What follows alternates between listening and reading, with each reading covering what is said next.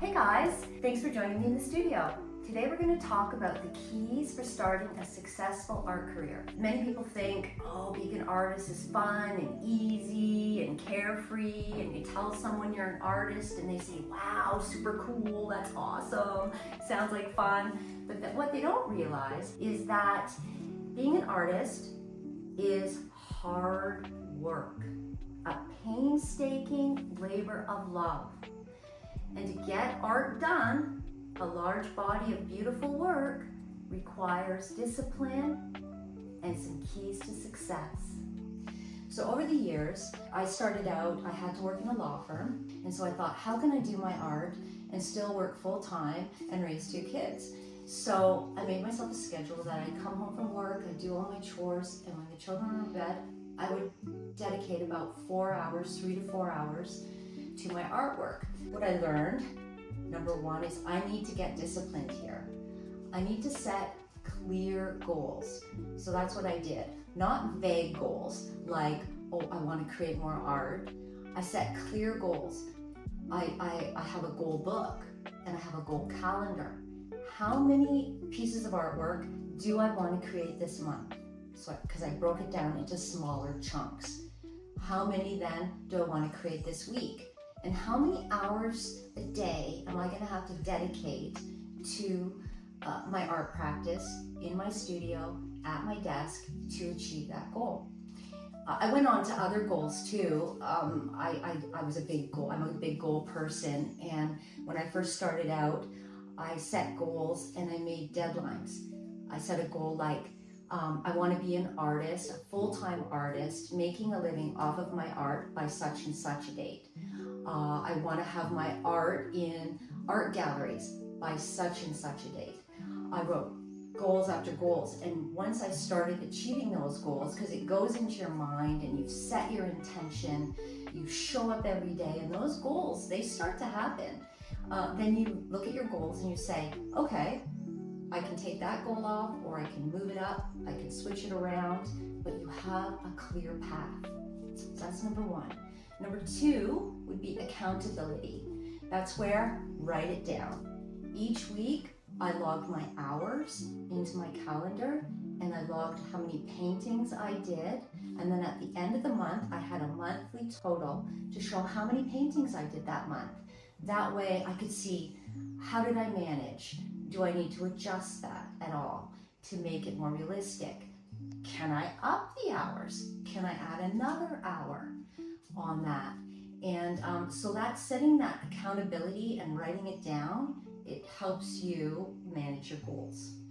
Another huge thing for me at that time when I was starting out was removing all distractions.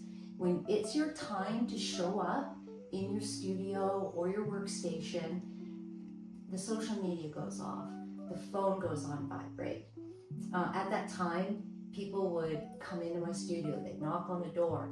At one point I had to put up a do not disturb sign so that they knew when I was in there, I was working, I was busy.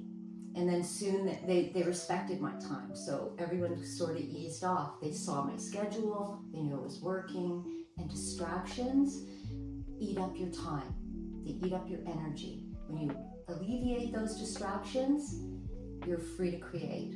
Your mind is free to create.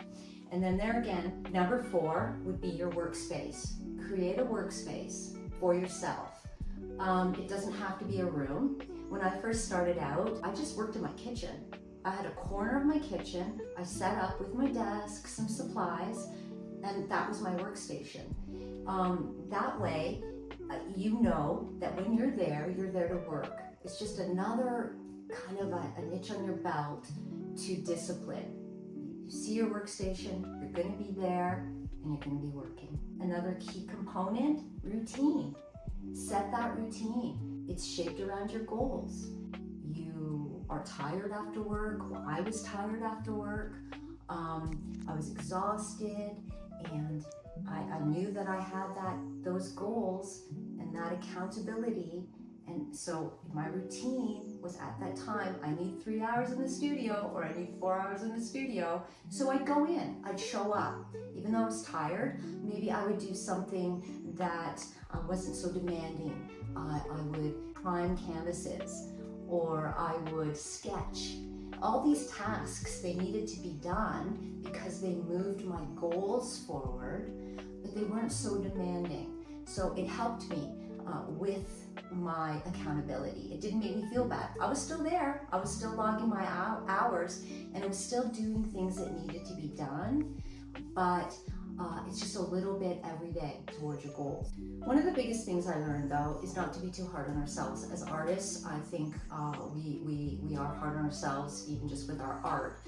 But with our time and our energy, we have to celebrate our wins, no matter how big, how small. I showed up this week, I painted all week, or I sketched all week, I illustrated all week, I did clay all week, whatever. Celebrate that. Be kind to yourself. And if you don't, again, if you miss a week, I'll learn from that. I'll do better. I'll write it in my book of the reason why I didn't show up that week. Maybe I have a good reason. I hope you're inspired to set your goals, make a schedule, and create more of your magnificent art. If you've liked this video, please hit like and subscribe. We'll see you in the next one, and have a creative day.